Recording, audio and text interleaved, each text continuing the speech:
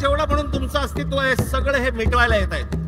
भारतीय जनता पक्षाला जे मतदान करणारे जे लोक आहेत ना, मराठी सगळे लोक, मला त्यांनाही सांगायचंय, हा अदानी अंबानीचा ह्या सर्व लोकांचा ज्यावेळेला गुजरातचा वरवंटा ज्यावेळेला महाराष्ट्रावरती फिरेल ना, त्यावेळेला ते तुम्हाला बघणार नाहीये. तुम्हाला पण त्या वरवंट्याखाली मराठी म्हणूनच घेणार. सगळ्या गोष्टींमध्ये अदानी. शस्त्र बनवायचे अदानी, वीज बनवायचे अदानी, टनेल बनवायचे अदानी, रस्ता बनवायचा अदानी, सगळं अदानी. आता तिकडे ठाण्यामधली एक जागा आहे, हे संपूर्ण हे तुमचं संजय गांधी राष्ट्रीय उद्यान ना, नॅशनल पार्क, या नॅशनल पार्क मधली एक जागा बघितली. तिकडे आता जंगल तोडणार आतलं. इथे पुढे ते अलिबाग, हे जे रस्ते होत आहेत ना, एवढं लक्षात ठेवा, मी प्रगतीच्या आड येणारा माणूस नाही, पण मुंबईमध्ये, ठाण्यामध्ये, महाराष्ट्रामध्ये होणारी प्रगती ही जर मराठी माणसाच्या थडग्यावरती होणार असेल, मी खपवून घेणार नाही. आणि आमच्याकडे कुंपणच शेत खात आहे. आमचीच मराठी माणसं यांना जमिनी मिळवून देत आहेत. आमचे मराठी माणसं काही दलाल म्हणून त्यांच्यासाठी कामं करतायत. केंद्र तर आहेच हातामध्ये, राज्य तर आहेच हातामध्ये. उद्या जिल्हा परिषदा आणि महानगरपालिका जर समजा हातामध्ये आल्या, रानच मोकळं. जमलेल्या माझ्या सर्व पदाधिकारी बांधवांनो आणि भगिनींनो,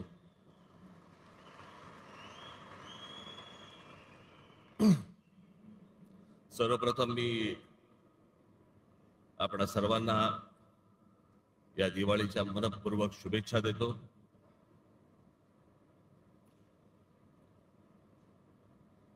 बरोबर दिवाळीच्या जरा मध्यात, आज तसं काही नव्हतं,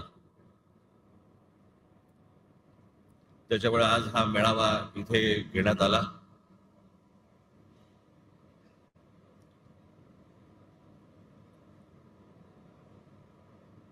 हा जरा तातडीचा मेळावा, हा तुम्हाला सर्वांना बोलून घेण्याचा कारण, अरे आवाज मागचा बंद होईल का रे? माझं मलाच ऐकू येतंय. मागचा काय स्पीकर वगैरे बंद करता येईल का? हा, मागचा करते कोण आहे इकडे? केला? तुम्हाला येतं ना ऐकू?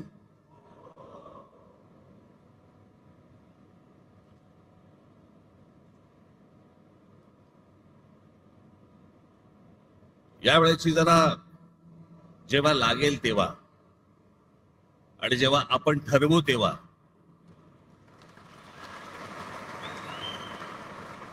निवडणूक लागेल, ज्या प्रकारचा सगळा गोंधळ सुरू आहे मतदार याद्यांमध्ये, हा आत्ताचा नाहीये,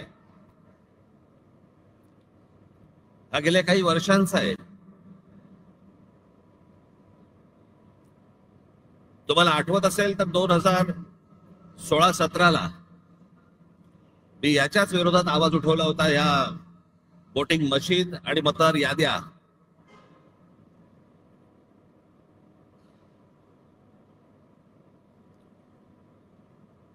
त्यावेळेला आपल्या MIG क्लबमध्ये तिकडे पत्रकार परिषद पण झाली होती. सगळ्या पक्षाचे सगळे लोक पण तिकडे आले होते. पण त्यातल्या अनेकांना मी काय बोलतोय याचं गांभीर्यच नाही समजलं. आणि मग ज्या वेळेला प्रत्येकाच्या दरवाजावरती टकटक व्हायला लागली,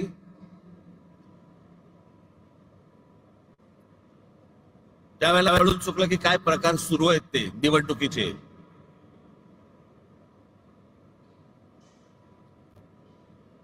आताही बघा, गेली विधानसभा झाली, 232 आमदार निवडून आले. 232.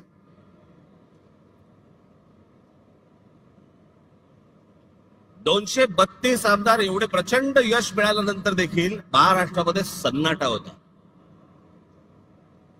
कुठे विजय मिरवणुका नाहीत, कुठे जल्लोष नाही, काही नाही, सन्नाटा. म्हणजे मतदार तर अवाक झालेच होते, निवडून आलेले पण अवाक झाले होते. निवडून आलेल्या लोकांनाही समजायला कसा निवडून आलो.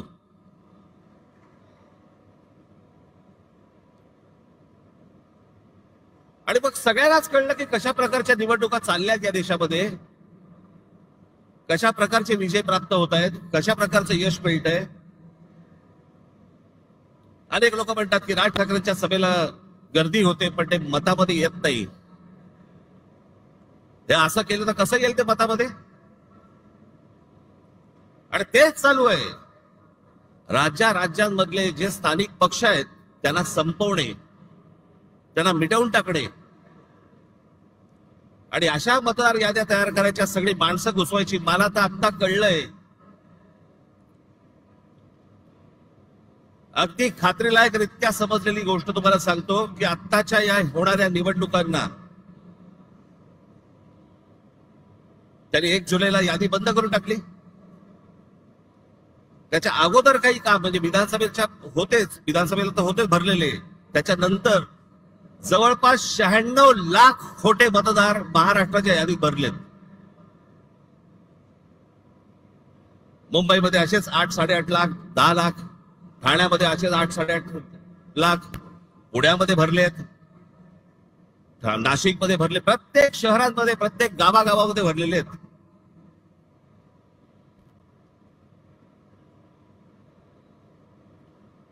अशा निवडणुका होणार आपल्या देशात. मग कशासाठी प्रचार करायचा, कशासाठी उमेदवारी भरायच्या, कशासाठी निवडणुका लढायच्या, कशासाठी पैसे खर्च करायचे, कशासाठी मतदारांनी रांगेमध्ये उभं राहायचं आणि मतदान करायचं. अशा प्रकारच्या निवडणुका जर होत असतील तर हा संपूर्णपणे या महाराष्ट्रातल्या आणि देशातल्या मतदारांचा अपमान आहे.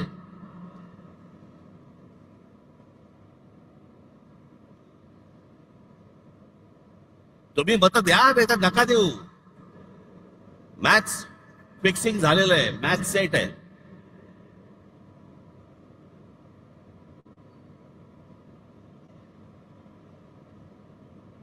अशा महाराष्ट्रामध्ये निवडणुका होणार.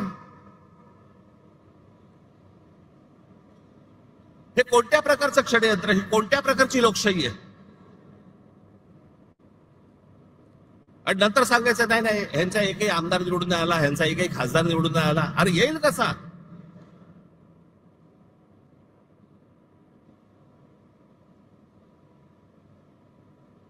जर मतदार याद्यांमध्ये तुमची गणितच जर समजा सगळी सेट करून ठेवणार असाल, तुम्ही मतदान करा नाही तर नका करू.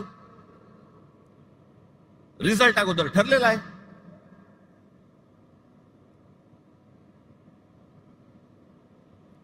आणि आम्ही जे निवडणूक आयोगावरती बोलतोय, निवडणूक आयोगाला ह्या याद्या सुधारा म्हणून सांगतोय, मला समजत नाही सत्ताधारी पक्षाचे लोक का चिडतायत.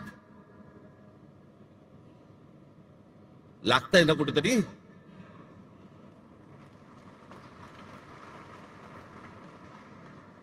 आम्ही निवडणूक आयोगाला प्रश्न विचारले की सत्ताधारी उत्तर देतात.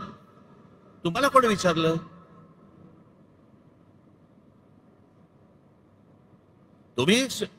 तुम्हाला वाटतंय, तुम्हाला राग येतोय कारण शेण खाऊन ठेवलंय.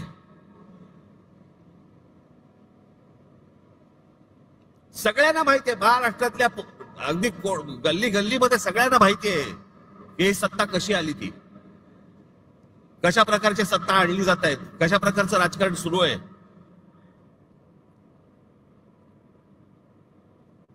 बरं, हीच माणसं ज्यावेळेला विरोधी पक्षामध्ये होती त्यावेळेला आता जे मी बोलतोय तेच गोष्ट बोलत होते. सत्तेमध्ये ज्यावेळेला वेगळे असतात आणि ही आता सत्तेतले ज्यावेळेला विरोधी पक्षामध्ये होते त्यावेळेला काय बोलले. माझ्याकडे एक नरेंद्र मोदींचं माझ्याकडे एक भाषण आहे आसाम मधलं. त्याच्या भाषणाची शेवटची जी 10 सेकंद 15 सेकंद आहेत ना, ते नीट ऐका. लावा. मैं आज सार्वजनिक रूप से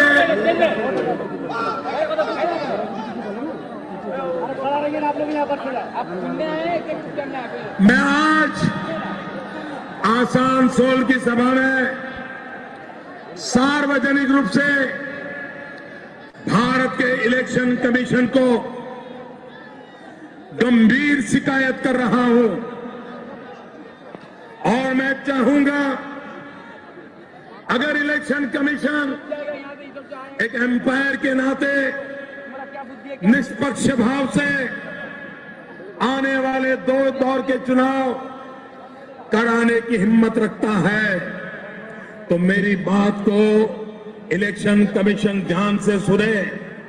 यहां भी इलेक्शन कमीशन के जो प्रतिनिधि होंगे, जो मेरा भाषण टाइप करते होंगे, उनसे भी मेरा आग्रह है कि तुरंत मेरा भाषण इलेक्शन कमीशन को पहुंचाया जाए। इलेक्शन कमीशन, अगर गुजरात में शांति से चुनाव होता है वो कोई इलेक्शन कमीशन की क्रेडिट में नहीं जाता है। अगर महाराष्ट्र में गुजरात शांति से चुनाव होता है, क्रेडिट इलेक्शन कमीशन को नहीं जाती है। अगर शांति से चुनाव पूर्वी उत्तर प्रदेश में होते हैं, बिहार में होते हैं, बंगाल में होते हैं, कोई रिगिंग नहीं होता, कोई शिकायत नहीं होती, कोई हिंसा नहीं होती, तभी क्रेडिट इलेक्शन कमीशन को जाता है। और मैं गंभीर आरोप लगा रहा हूं, आप इन इलाकों के इलेक्शन में रिगिंग रोकने में विफल गए हैं, हिंसा रोकने में विफल गए हो, झूठे मुकदमे हमारे बाबुल पे लगाए जा रहे हैं। इलेक्शन कमीशन का काम है नागरिकों को प्रोटेक्ट करना। आप अपनी जिम्मेवारी को सही ढंग से निभाएं, इसके लिए मैं आग्रह करता हूं। मैंने उत्तर प्रदेश में भी कहा था, कुछ सीटों के मैंने नाम कहे थे और मैंने कहा था वहां लूट चलने वाली है और इलेक्शन कमीशन कुछ नहीं कर पाया। आज मैं दोबारा कह रहा हूं, इन इलाकों में, बंगाल में, बिहार में, पूर्वी उत्तर प्रदेश में यही होने वाला है। क्या इलेक्शन की जिम्मेवारी नहीं है कि शांतिपूर्ण चुनाव हो, रिगिंग ना हो, मारकाट ना हो? इतना सारा खर्चा हो रहा है, पूरा देश का मशीन आपके हाथ में है, प्रधानमंत्री से भी आपके पास इतने ज्यादा हक है, तो आप करते क्यों नहीं हो? क्या इरादा है आपका?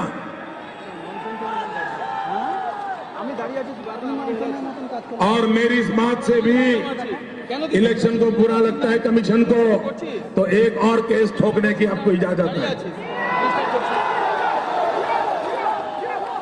लेकिन निष्पक्ष चुनाव कराना ये आपकी जिम्मेवारी है। किस सरकार ने आपको बिठाया, कौन आपके मालिक है, उसके आधार पर इलेक्शन कमीशन काम नहीं कर सकता है। मैं बहुत गंभीर आरोप लगा रहा हूं। भाइयों बहनों, लोकतंत्र ऐसे नहीं चलता है। मैं जानता हूं 30 तारीख के चुनाव में कितना रिगिंग हुआ है। यही खेल चलता रहेगा क्या?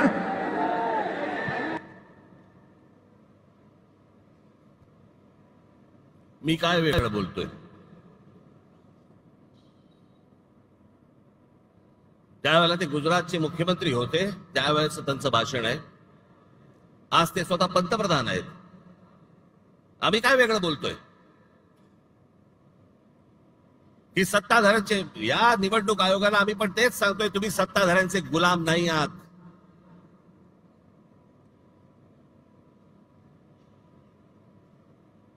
नरेंद्र मोदींचे त्यावेळेला म्हणत होते की तुम्ही सत्ताधाऱ्यांचे गुलाम नाही आहात। आम्ही आज तेच म्हणतोय।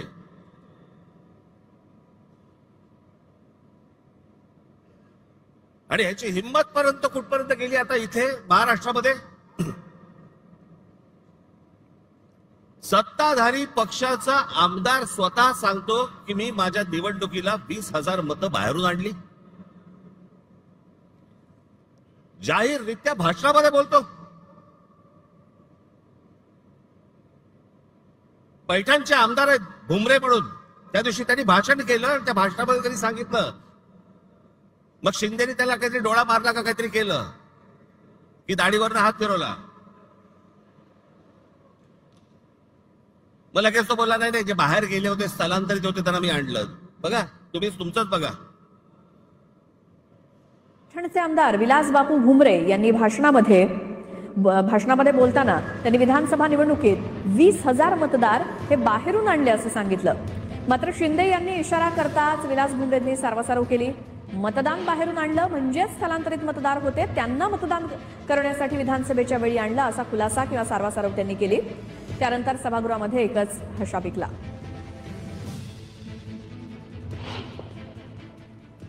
विधानसभेच्या निवडणुकीमध्ये जवळपास 20,000 मतदान हे निवडणुकी टायमार मी बाहेरून साहेब 20,000 मतदान आणलं आणि त्या निवडणुकीत मला त्या मतदानाचा 100% फायदा आला. 10 जणांना तिकीट मिळणार नाही. सर्वजण त्या पदाचे उमेदवाराचे कॅपेबल असतात. बाहेर होतो त्यांना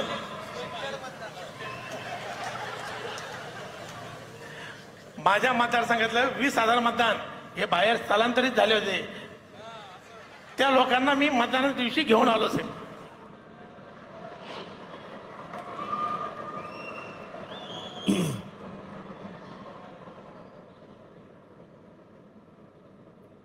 बेधडक सत्ताधारी पक्षातले आमदार तुमच्या नाकावर टेचून बोलतायत.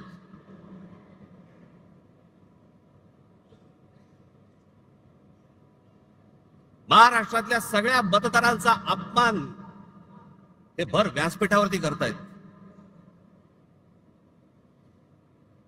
की आम्ही 20,000 मतदान बाहेरून आणलं. प्रत्येकाने सांगल्यात, त्यातच सत्ता उभी राहिली.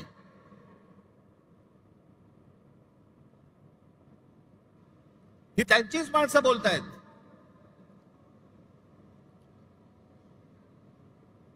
आणि निवडणूक आयोगामध्ये घोळ आहे, निवडणूक आयोगाच्या यादीमध्ये घोळ आहे. हे बोलणारे कोण आहेत आता? आम्ही तर आहोत.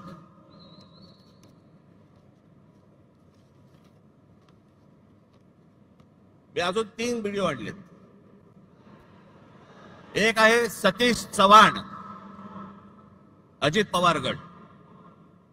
दुसरे आहेत संजय गायकवाड, एकनाथ शिंदे गट.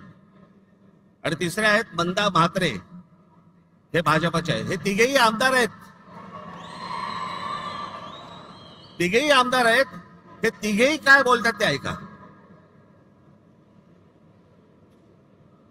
या सगळ्या संदर्भात सत्ताधारी आमदारांनी नेमकं काय म्हटलंय बघूया.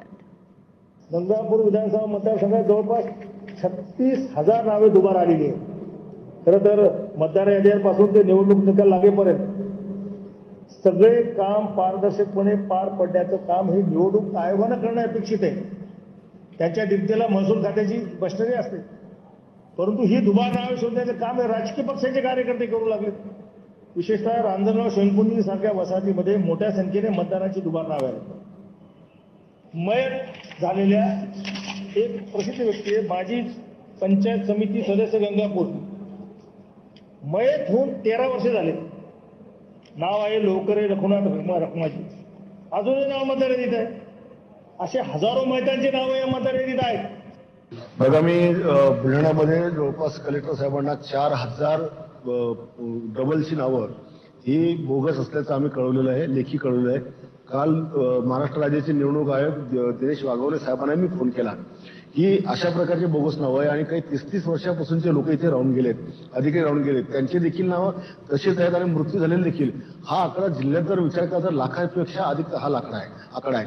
आणि निवडणूक आयोग म्हणतो नाव काढू नका. अरे ही जी डबल नाव तुम्ही काय काढत नाही? असा कोणता या भारताचा कायदा आहे, कोणतं संविधान असतं की असे बोगस नावं तुम्ही कायम ठेवता? मृत्यू पावलेल्यांची नावं तुम्ही टाकत नाही. 25 जुलैला तुम्ही सांगितलं की नाव काढू पण नका पण टाकू नका. कालपर्यंत जे मुलं तरुण झाले, वयात आले, ज्यांना मतदानाचा अधिकार प्राप्त झाला, तुम्ही त्यांचा अधिकार हिसकून घेत नाहीये का?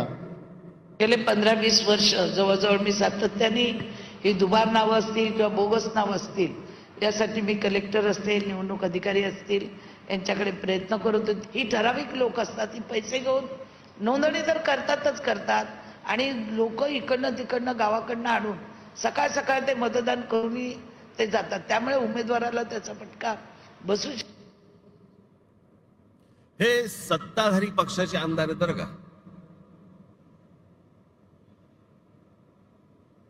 आणि सत्ताधारी पक्षाचे आमदार असून देखील हे सांगतायत की बोगस मतदार भरलेले आहेत याद्यांमध्ये.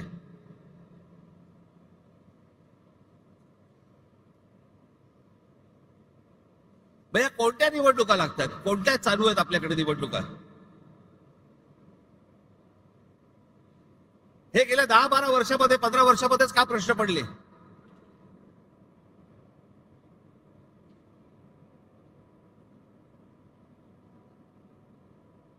जी लोक आपले भाबडेपणाने मतदान करतायत, सकाळपासून उन्हातानामध्ये रांगेमध्ये उभे राहत आहेत, त्यांच्या मताला जर काही किंमत नसेल आणि अशाच प्रकारे जर समजा तुम्हाला आकडेवारी जुळवून जर समजा सत्ता मिळवायची असेल, कशासाठी निवडणुका करायच्यात?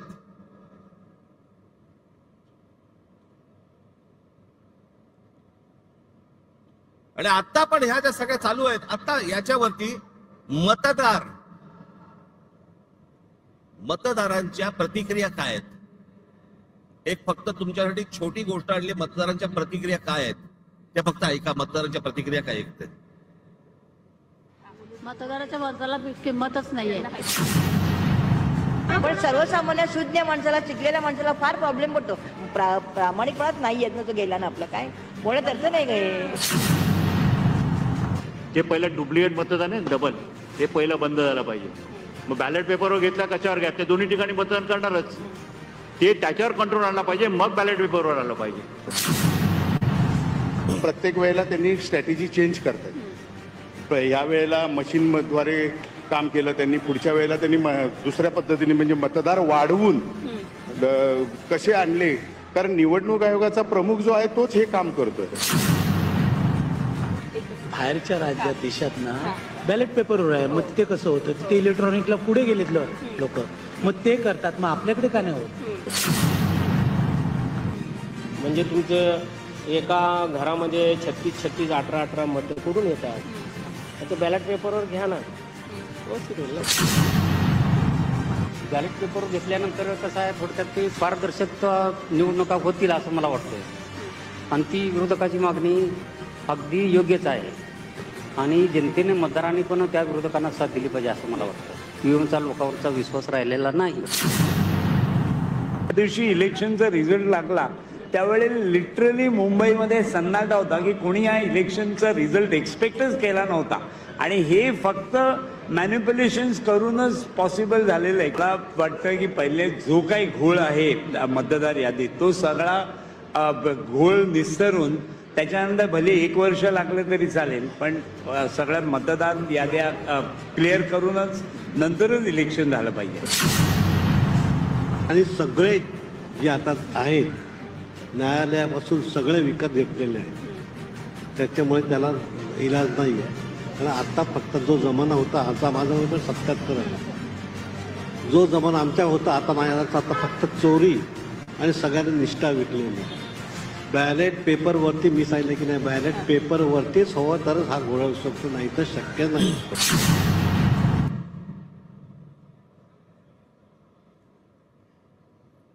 या मतदारांच्या प्रतिक्रिया आहेत. हे सगळं कशासाठी सुरू आहे?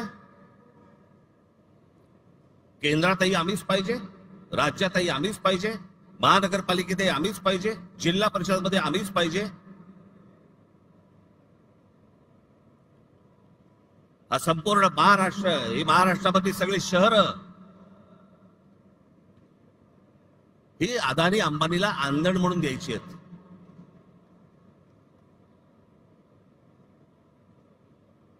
मी मागे तुम्हाला सांगितलं होतं, त्या आपल्या मीरा भाईंदरच्या माझ्या सभेमध्ये मी सांगितलं होतं की काय चालू आहे आता ह्यांचं.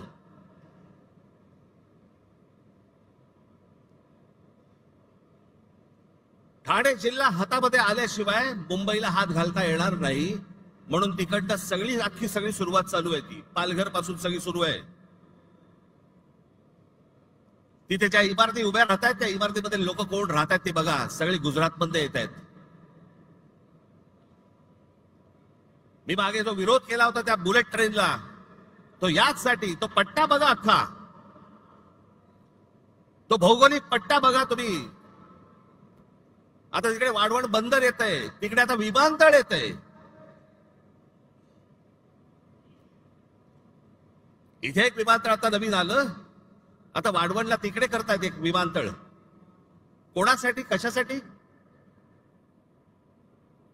मला यांचा कळलेला जो प्लान आहे ना, आज हे 100% सगळे सांगणार आहेत नाही म्हणून, असं होणार नाही, आम्ही होऊ देणार नाही, करणार नाही वगैरे सगळे सत्ताधारी सांगतील, पण याचा प्लान काय तो लक्षात ठेवा.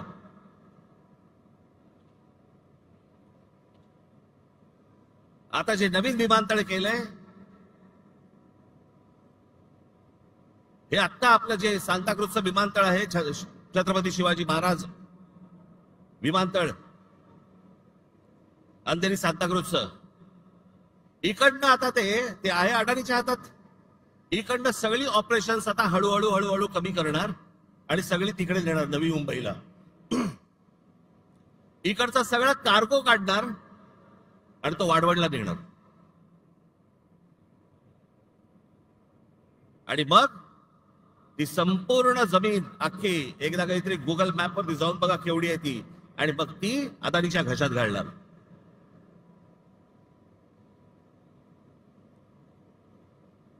जेवढा जेवढा म्हणून तुमचं अस्तित्व आहे सगळं हे मिटवायला येत आहेत.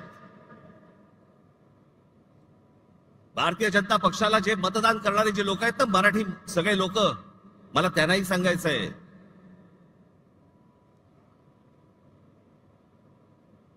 हा अदानी अंबानीचा ह्या सर्व लोकांचा ज्यावेळेला गुजरातचा वरवंटा ज्यावेळेला महाराष्ट्रावरती फिरेल ना, त्यावेळेला ते तुम्हाला बघणार नाहीये, तुम्हाला पण त्या वरवंट्याखाली मराठी म्हणूनच घेणार.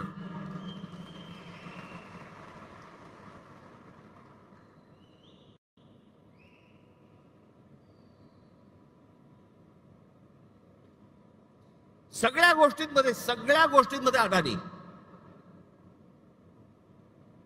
शस्त्र बनवायचे अदानी,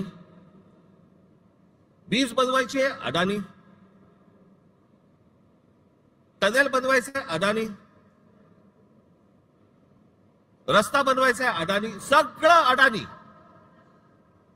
आता तिकडे ठाण्यामधली एक जागा आहे, हे संपूर्ण हे तुमचं संजय गांधी राष्ट्रीय उद्यान, नॅशनल पार्क, या नॅशनल पार्क मधली एक जागा बघितली. तिकडे आता जंगल तोडणार आतलं, हा सगळा भाग येतो तो ठाणे जिल्ह्यामध्ये येतो, आणि तिकडे अदानीला पॉवर प्रोजेक्ट काढायचा आहे. त्याच्यामध्ये तिकडचे सगळे आता आदिवासी सगळे जे लोक आहेत त्यांना हटवणार, तिकडे जंगल तोड करणार आणि पॉवर प्रोजेक्ट टाकणार.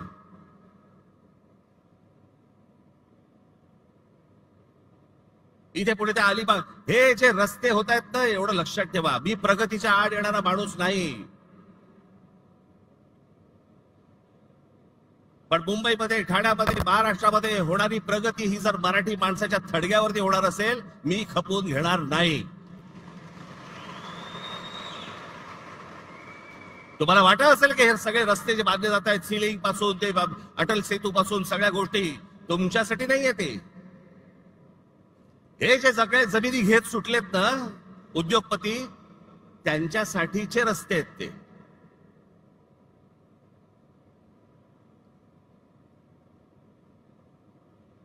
सगळ्या गोष्टींमध्ये हात घाला. नजर पडेल ते पाहिजे मला, जिथे नजर पडेल हे मला पाहिजे, हे मला पाहिजे, हे मला पाहिजे. आणि आमच्याकडे कुंपणच शेत खात आहे. आमचीच मराठी माणसं यांना जमिनी मिळवून देत आहेत.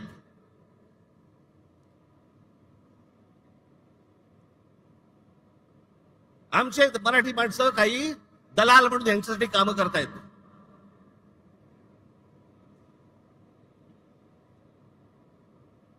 केंद्र तर आहेच हातामध्ये, राज्य तर आहेच हातामध्ये. उद्या जिल्हा परिषदा आणि महानगरपालिका जर समजा हातामध्ये आल्या, रानच मोकळं.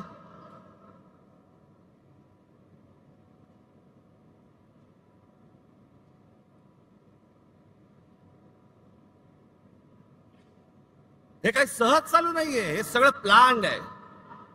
हे इतक्या वर्षापूर्वीची जे सगळ्या गोष्टी आहेत ना, ज्याच्यासाठी संयुक्त महाराष्ट्राचा लढा झाला,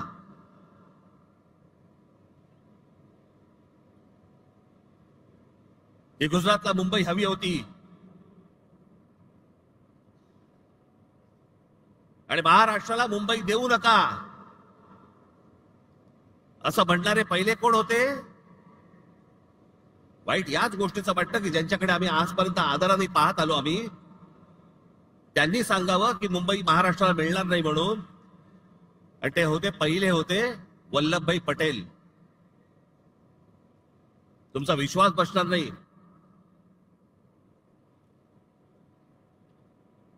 आचार्य यात्रेची पुस्तकं वाचा, मग तुम्हाला समजेल, सगळ्या गोष्टी समजतील. इतिहाला पहिला विरोध कोणी केला होता?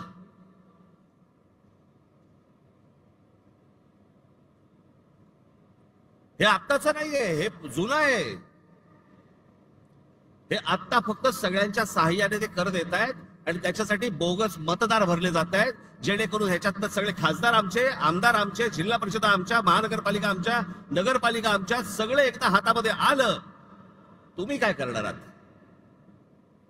नंतर काय करू शकता तुम्ही? नंतर काही नाही. एकदा हाताबंद गेलं, जमीन एकदा हाताबंद गेली परत येत नाही. आणि जमीन हेच तुमचं अस्तित्व आहे. ते एकदा हाताबद्दल गेलं, त्याच्यासाठीची ही सगळी रचना आहे. माझ्या महाराष्ट्रातल्या सगळ्या मतदारांना माझी विनंती आहे, सतर्क रहा.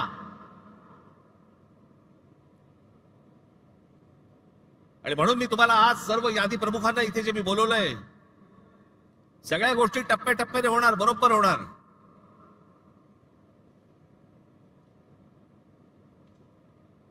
मी ज्या सर्व संपूर्ण यादी प्रमुखांना बोलवलंय, मुंबईचे आहेत, ठाण्याचे आहेत, कल्याण डोंबिवलीचे आहेत, नवी मुंबईचे आहेत, मीरा भाईंदरचे आहेत. घराघरामध्ये जा. माझी मतदारांनाही माझी विनंती आहे की आमचे लोक ज्यावेळेला येतील, इतर सहयोगी पक्षांचे पण लोक ज्यावेळेला येतील, त्यांना सहकार्य करा. एका घरामध्ये 800 माणसं भरली जात आहेत, नावं दिली जात आहेत. 700 माणसं, 800 माणसं, 1000 माणसं, 500 माणसं, जे मतदार नाही आहेत. पण अशी सगळी खोटी नावं भरून हे निवडणुकांना सामोरं जायचं म्हणतायत.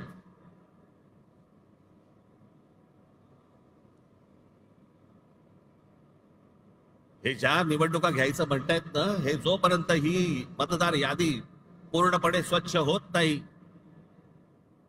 सर्व राजकीय पक्षांचं समाधान जोपर्यंत होत नाही, तोपर्यंत या महाराष्ट्रामध्ये निवडणुका घेऊनच दाखवा.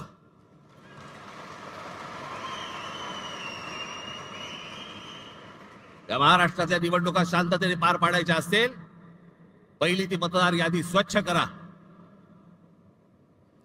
जो मतदार आहे त्याचा आदर करा. जो खरा मतदार आहे त्याला मतदान करू द्या. कोण सत्तेवरती येईल आणि कोण पराभूत होईल याच्याशी मला कर्तव्य नाही, पण जे मतदान होईल ते खरं होईल, या दृष्टिकोनात निवडणुका झाल्या पाहिजेत.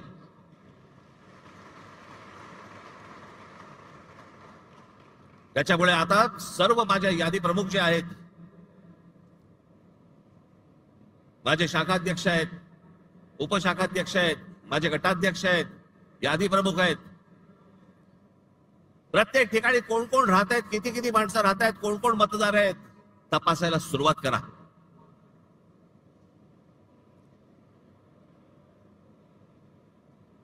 हे जे या लोकांनी शेड खाऊन ठेवले ना, सगळ्या गोष्टी बाहेर येतील, बरोबर बाहेर येतील. येतातच आहेत, सगळेजण आणतातच आहेत. सगळ्या महाराष्ट्रभर हे सगळं सुरू झालं पाहिजे. आणि फक्त आपल्याच पक्षासाठी नाही म्हणत मी, इतर पक्षांनी देखील प्रत्येक घराघरामध्ये गेलं पाहिजे, तपासलं पाहिजे. आणि निवडणूक आयोगाला आमचं सांगणं आहे की हे जोपर्यंत स्वच्छ होत नाही तोपर्यंत निवडणुका तुम्ही घेऊ नका. महाराष्ट्रामध्ये निवडणुका घेऊ नका. आधीच 5 वर्ष झाली आहेत त्या सगळ्या निवडणुका होऊन. अजून 1 वर्ष गेलं तरी चालेल, पण निवडणुका त्याच्याशिवाय होता कामा नाहीत या महाराष्ट्रात. ह्याची जी सगळी घाई सुरू आहे ना, ती घाई याच्यासाठी सुरू आहे, कारण ह्यांनी सगळं जमवलेलं आहे गणित.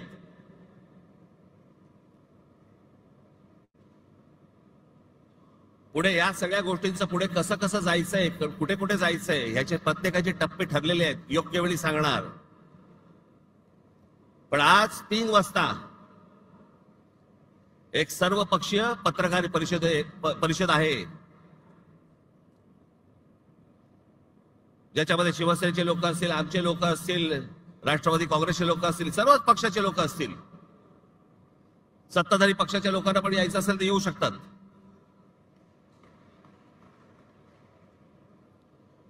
आणि पुढचा कार्यक्रम काय आहे हे आज 3 वाजता तुम्हाला सांगण्यात येईल. त्याची प्रतीक्षा करा आणि तयारीला लागा.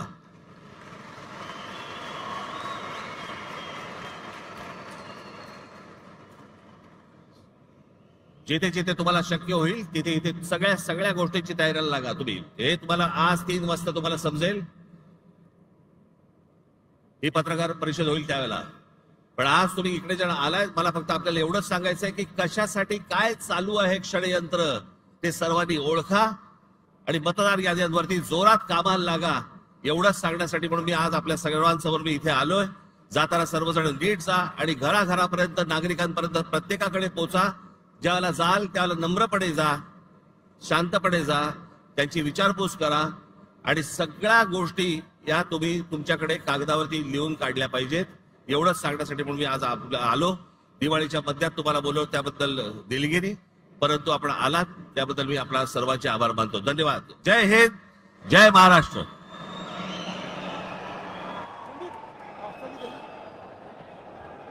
कृपया राष्ट्रगीताला सगळ्यांनी उभं राहा.